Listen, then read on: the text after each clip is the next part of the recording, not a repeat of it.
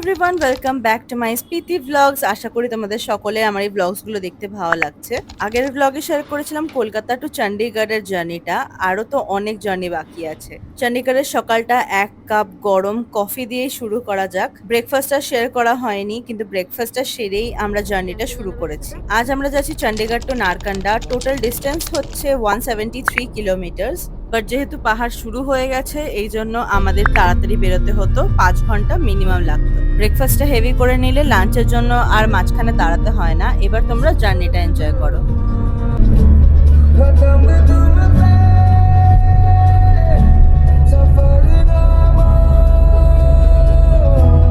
এখনো অব্দি আমরা অনেকগুলো পাহাড় দেখে নিয়েছি। লাইক সিকিমের পাহাড় দেখেছি, আমরা হিমাচলে আগেও এসেছিলাম, দেন আমরা অরুণাচলের পাহাড়ও দেখেছি, কিন্তু হিমাচল আমার কাছে সব থেকে প্রিয়। তাই তো মনটা বারবার এখানেই আসতে চায়।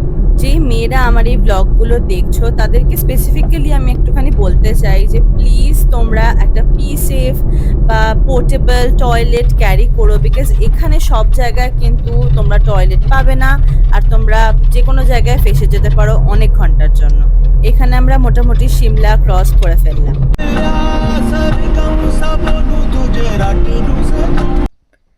ঘোর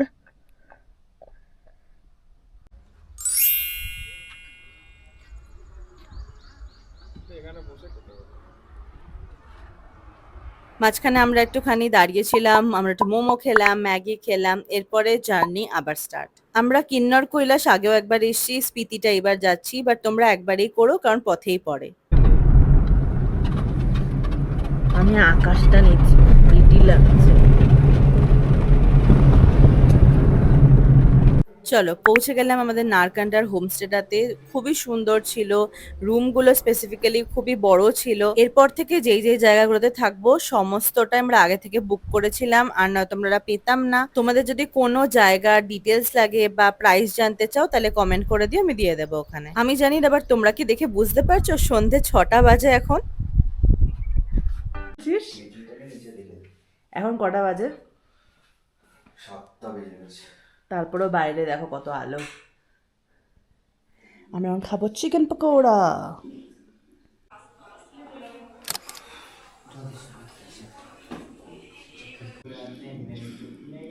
লাখ গুণ ভালো।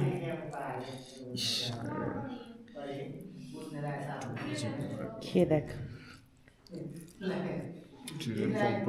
ভালো।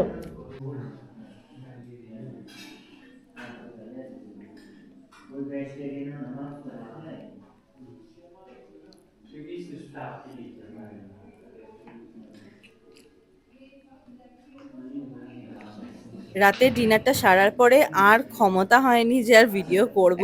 জাস্ট গেছি আর ঘুমিয়ে পড়েছি। নেক্সট ডে বাদবাকিটা শেয়ার করছি। দুধের জিনিস খেলেই গেছে। আমরা বেরিয়ে গেছি নারকান্ডা থেকে, এখন আমরা যাচ্ছি কালপাতে।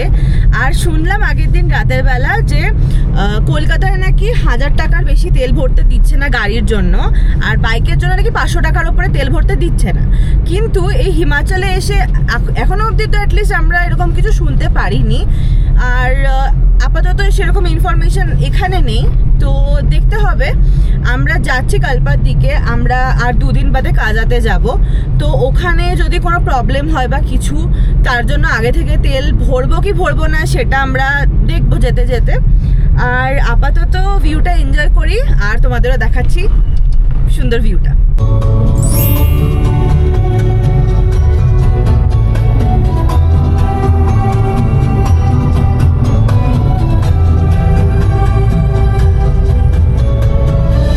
বলে তো দিলাম, নারকান্ডা টু কালপা হচ্ছে আজকের জার্নি। ডিস্টেন্স হলো 174 কিলোমিটার। ওই ধরে নাও 5 ঘন্টা, বিকজ পাহাড়ি রাস্তা 5 ঘন্টার থেকে বেশিও লাগতে পারে। গাড়ি করে ঘুরতে এলে কিছু দেখতে পাও না পাও, ব্রেক ডান্স নিশ্চয়ই করে নেবে, বিকজ যা অফ রোডিং হয় ভাবার বাইরে, কিন্তু তারপরে এইটা পাওয়া যায়।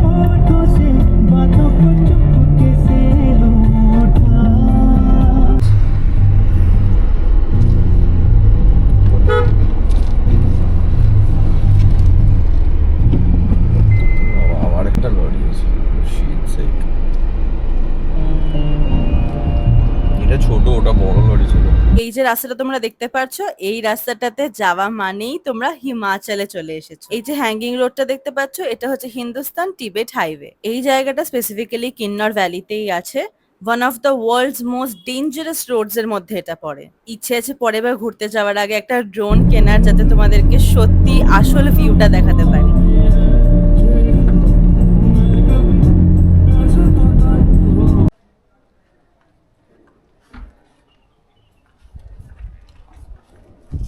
সে হাই।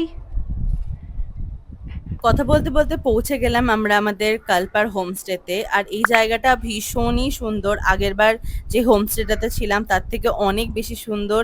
রুমটাও খুব ভালো। আর যেই পর্বতটা দেখতে পেলে, ওটা হচ্ছে আমাদের কৈলাস পর্বত। সমস্ত শট তো নেওয়া হয়নি, কিন্তু এখানকার লোকজনের ব্যবহার খুবই ভালো ছিল। রাতের ডিনারটাও ক্যাপচার করা হয়নি, কারণ এতটাই টায়ার্ড হয়ে পড়েছিলাম। বাট এই রুমটার ভিউটা ভীষণ সুন্দর, আমরা খুবই এনজয় করেছি। এই হোমস্টেটার লোকেশন জানতে চাইলে কমেন্টে নিশ্চয়ই জানিও, আমি বলে দেবো ওখানে।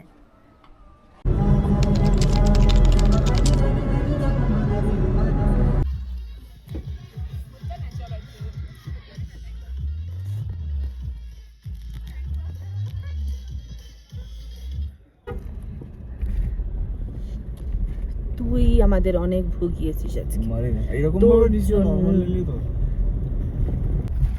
জয় মা মাম্মা মোলে জয় শিব শম্ভু জয় শিব শম্ভু